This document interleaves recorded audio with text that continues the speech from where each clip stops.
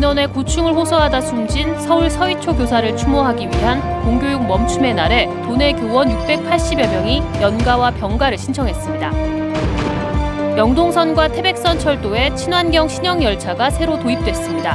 교통망 개선이 기대되지만 운행시간 단축은 과제로 남았습니다. 기업 회생 신청을 앞둔 플라이강원에 예산을 부당하게 지원했다 고발당한 김진아 양양 군수가 경찰 수사를 받고 있습니다.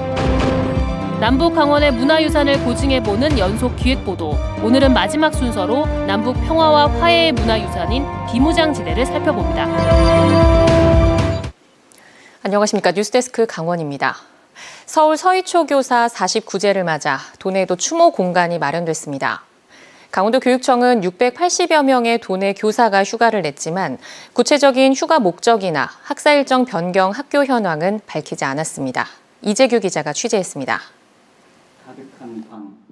강원도 교육청에 마련된 추모 공간. 서희초 선생님 49제 추모제라 쓰여 있습니다. 도내 교사 1000여 명이 검은 옷을 입고 모였습니다.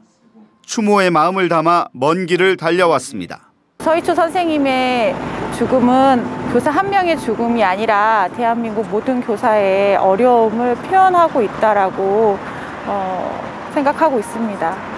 공교육 멈춤의 날인 오늘 도내 교원 686명이 연가와 병가를 냈습니다. 유치원 포함 도내 초중고등교원의 4%에 해당합니다. 이에 따라 도내 일부 학교는 단축 수업을 하는 등 학사 일정을 바꾸었습니다.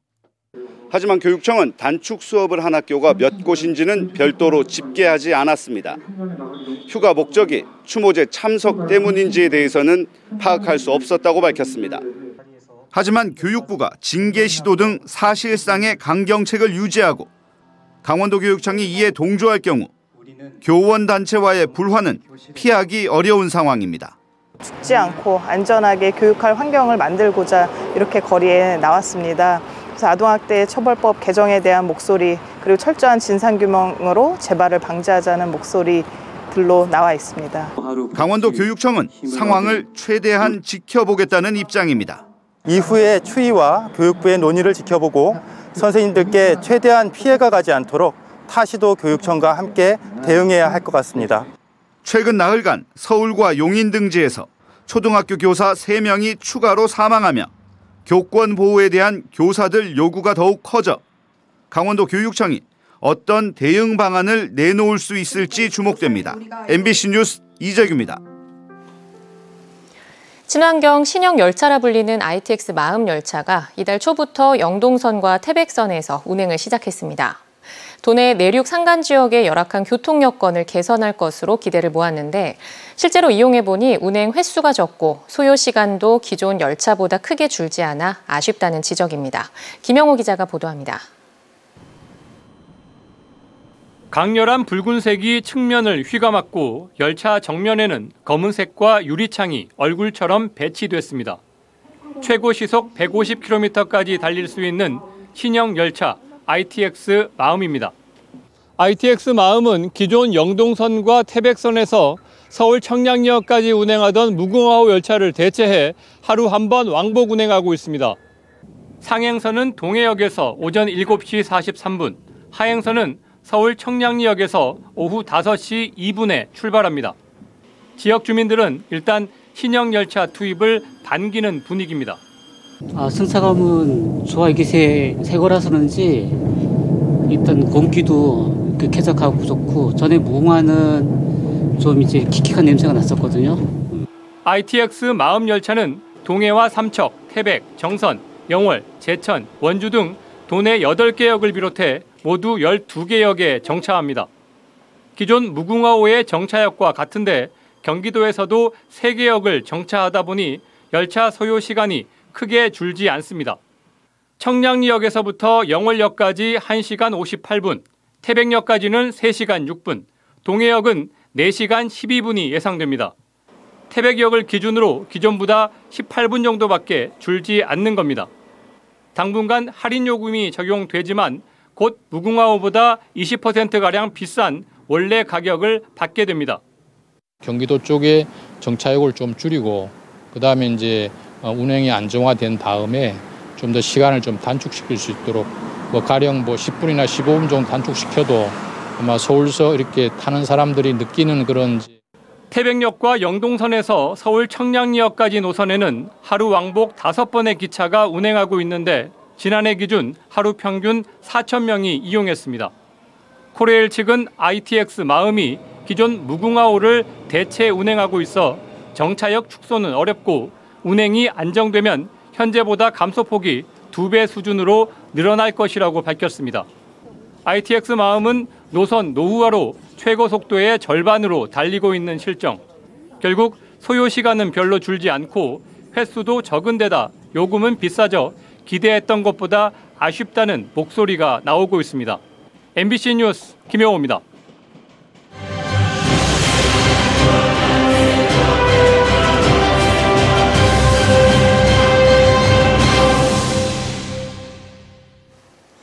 금강산으로 향하는 길, 관문인 고성군을 통해 갈 수 있습니다. 그래서 고성 지역에는 남북 분단이나 갈등, 평화와 화해 등과 관련된 문화유산이 많습니다. 남북 강원의 문화유산을 찾아서 마지막 순서로 생태보고 비무장지대와 고성 지역의 문화자원을 홍한표 기자가 다녀왔습니다. 국도 7호선을 타고 오르다 보면 민간인 통제선 직전에 나타나는 접경지역 마을 고성군 명파리. 금강산 관광이 이루어지던 때만 해도 관광객들로 북적였지만 금강산 관광 중단 이후 조금씩 침체돼 왔습니다. 명파라는 이름답게 마을 앞쪽으로 아름답게 맑고 푸른 바다가 펼쳐집니다.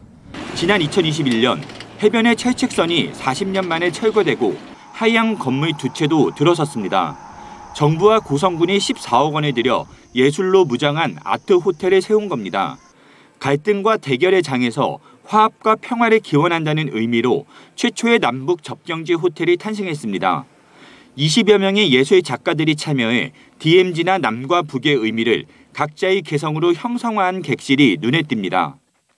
금강산 가는 길 체북단에 있는 호텔로 작가들이 남북의 대치 상황을 예술적으로 표현해 더 가치가 높은 호텔이라 할 수 있습니다.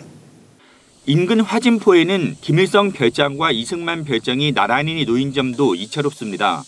6.25 전쟁 이전에는 북한이 지배했고 이후에는 남한이 수복하는 지역의 특성이 고스란히 드러납니다.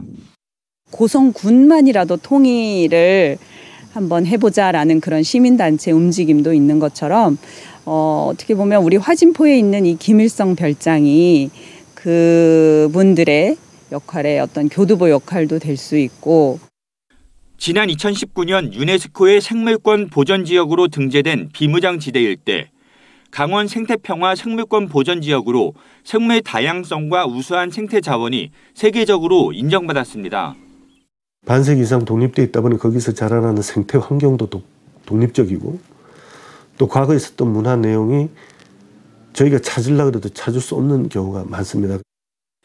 DMZ 내에는 과거 400개가 넘는 마을이 있었던 만큼 문화유산으로서의 가치도 큽니다. 역사 자체, 보이지 않는 역사의 자체, 남겨진 여러 가지 잔존된 구조물, 거기 오래된 다리도 있고요. 또 없어진 마을도 있고, 또 그런 어떤 분단의 역사를 포괄하는 복합 문화유산적 가치로 접근할 수 있을 것 같습니다. 판문점을 제외하고 북한으로 갈 수 있는 유일한 통로인 금강통문. 고성 통일전망대 위쪽 비무장지대에 있는데 지난 2019년부터 금강산 전망대와 금강통문까지 사전 신고와 허가를 받으면 갈 수 있습니다. 동해안 최북단 초소인 고성 지피와 금강산 그리고 해금강의 구선봉과 감호가 손에 잡힐 듯 펼쳐집니다. 이렇게 비무장지대에서 북녘땅을 바라볼 수 있는 DMZ 평화의 길은 고성에서 인천까지 동서횡단으로 514km에 걸쳐 조성됐습니다. DMZ 평화의 길처럼 남북이 보다 가까이 접근한다면 금단의 땅을 넘어 보다 따뜻하고 맑은 남북 접경지의 풍경을 조금씩 만들어갈 수 있습니다. MBC 뉴스 홍한표입니다. 강원경찰청이 기업 회생 신청을 앞둔 플라이강원에 예산 20억 원을 부당하게 지원했다며 주민에게 고발당한 김진아 양양 군수를 수사하고 있습니다. 강원청 반부패 경제범죄 수사대는 춘천지방검찰청 속초지청에 고발장이 접수된 사건을 최근 넘겨받아 수사를 시작했다고 밝혔습니다. 이에 대해 양양구는 당시 예산을 적법하게 지원했다는 입장만 밝혔습니다. 태풍 카눈으로 피해를 입은 고성 지역 주민들의 민원 수수료가 면제됩니다. 고성군은 특별 재난지역으로 선포됨에 따라 국가재난정보관리 시스템에 태풍 피해 사실이 등록 확정된 주민을 대상으로 내년 2월 29일까지 민원 수수료를 면제한다고 밝혔습니다. 면제 사무는 주민등록 등초본, 인감, 본인 서명 사실 확인, 여권 재발급 등입니다. 산부인과와 소아청소년과 등 의사들이 기피하는 필수 의료 과목을 지방의료원에서 운영하되 운영비를 도와 각 시군이 재정을 분담하자는 의견이 제시됐습니다.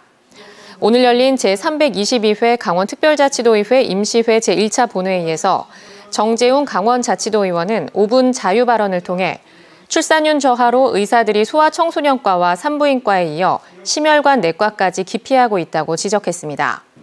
이 때문에 도내 각지에서 의료진 부족 현상이 심해지고 있다며 지방의료원의 필수 의료 체계를 유지하기 위해선 도와 각 시군이 재정을 분담하는 재정 분담제를 도입해야 한다고 주장했습니다. 강릉시가 서울 인터컨티넨탈 코엑스에서 열리는 2023년 ITS 국제 세미나에 참가해 2026 강릉 ITS 세계총회를 홍보합니다. 오는 6일까지 열리는 이번 세미나에는 홍콩, 일본, 중국, 대만, 말레이시아 등 9개 나라의 ITS 이사와 전문가, 국토교통부와 강릉시, 수원시, 한국 ITS 협회, 한국도로공사 등에서 모두 100여 명이 참가했습니다. 강릉시는 특히 도심의 모든 도로에서 ITS 첨단 기술을 접목해 교통 상황이 어떻게 개선되고 안전성을 확보할 수 있는지를 보여주는 중소도시형 ITS 모델을 제시하고 2026 ITS 세계총회 준비 현황을 발표합니다. 국토교통부의 공공건축물 그린 리모델링 공모사업에 속초시 영랑동과 조양동 경로당 두 곳이 선정됐습니다. 그린 리모델링은 노후된 공공건축물의 고성능 단열재와 창호 환기시설, 고효율 조명, 성면 제거 등을 통해 친환경 녹색 건물로 바꿔 에너지 사용을 30% 이상 절감하는 사업입니다.